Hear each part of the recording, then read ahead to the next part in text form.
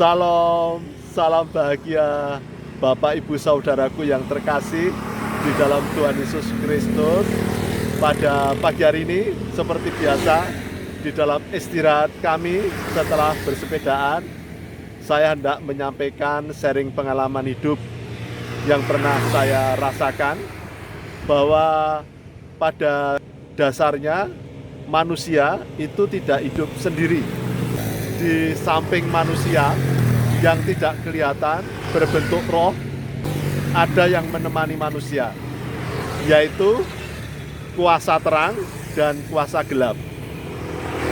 Kuasa terang yaitu Roh Tuhan, Roh Kudus bersama para malaikat, dan kemudian kuasa gelap yaitu Satan, Iblis, Lucifer beserta pengikutnya. Kuasa terang dan kuasa gelap hendak masuk di dalam diri manusia.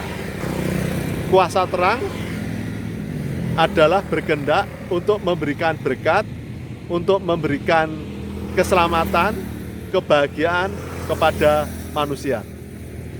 Sedangkan kuasa gelap, Iblis, Satan, Lucifer, dan para pengikutnya menyusup ke dalam diri manusia untuk menghancurkan, membuat derita manusia, membunuh, dan membinasakan manusia.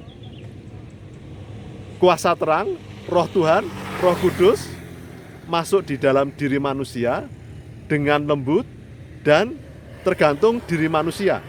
Apakah manusia mau membuka pintu hatinya sepenuhnya agar Roh Kudus dan para malaikat bisa bersemayam, bisa menolong, melindungi, kemudian memberikan berkat kepada manusia. Jadi sifat Roh Kudus tidak memaksa, tidak mengintimidasi, tetapi semua tergantung oleh diri manusia. Apakah mau dengan sungguh membuka pintu hati sehingga Roh Kudus berkenan bersemayam sepenuhnya, berkuasa menuntun, membimbing kehidupan manusia, dan kemudian memberikan berkat, kebahagiaan, memberikan keselamatan, penebusan bagi manusia.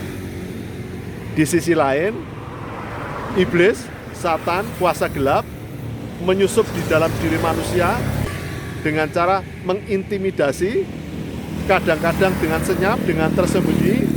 Manusia tidak sadar, tetapi pada dasarnya roh gelap hanya ingin membuat manusia menderita, hancur, kena hukuman, kemudian menderita, terbunuh, terbinasakan.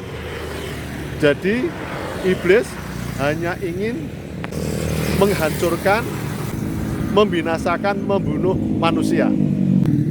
Iblis, roh gelap, tidak ingin manusia itu bahagia, damai, sejahtera. Jadi saudara-saudaraku, indikasi seseorang yang hidup dalam Tuhan itu adalah damai sejahtera, bahagia, dengan senyuman, dan kemudian dapat membuka diri. Tetapi jika kita masih dalam kuasa kegelapan, maka hidup kita tegang, sangar, garang, dan kemudian tidak bisa tersenyum, hidupnya menderita, dan kemudian biasanya menutup diri. Itu indikasi tanda-tanda bahwa masih ada unsur kegelapan di dalam diri seseorang. Jadi saudara-saudaraku, seseorang yang hidup dalam Tuhan biasanya terbuka, damai sejahtera, bahagia, tentram, tenang, rendah hati.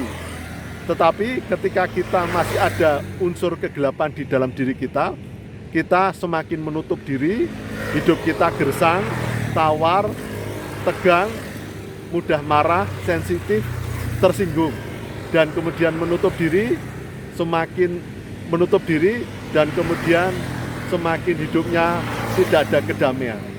Lalu bagaimana agar kita benar-benar bisa hidup di dalam Tuhan? Yaitu kita harus sungguh-sungguh taat dan setia kepada Tuhan. Kita harus mengutamakan Tuhan, menyenangkan hati Tuhan. Kita harus melepaskan segala unsur-unsur negatif, kebencian, dendam, kemarahan, iri hati, mudah marah, mudah tersinggung.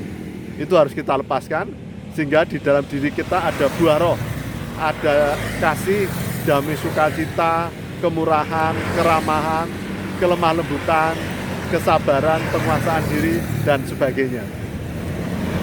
Demikian saudara-saudaraku, marilah kita sungguh-sungguh hidup dalam Tuhan, taat dan setia kepada Tuhan, agar roh Tuhan, Roh Kudus yang berkuasa, bersemayam, menuntun, membimbing, melindungi, menolong hidup kita, sehingga kita dapat merasakan damai, sukacita, bahagia, kita hidup selamat dalam tebusan Tuhan, dan kita mendapatkan pengharapan surgawi.